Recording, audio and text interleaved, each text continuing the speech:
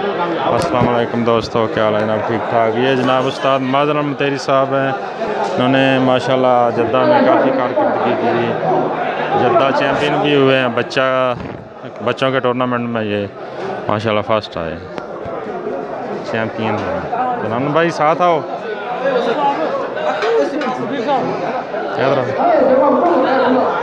फाड़ के रखे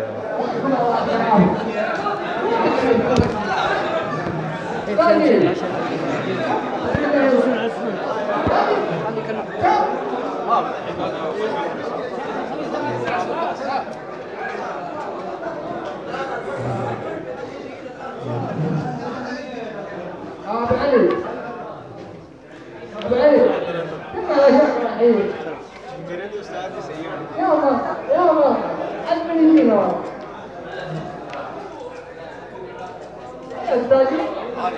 फोटो बना